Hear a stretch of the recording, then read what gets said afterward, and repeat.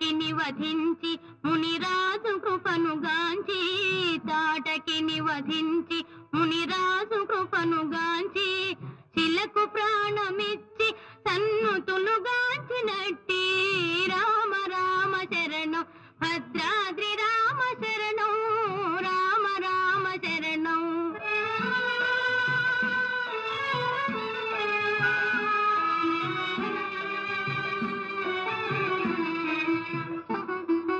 శివుని విల్లు దృంచి శ్రీ జానకిని గ్రహించి శివుని విల్లు దృంచి శ్రీ జానకిని గ్రహించి జనకు మాట నుంచి వనవాసమేగినట్టి రామ రామ శరణం భద్రాద్రి రామ శరణం రామ రామ శరణం.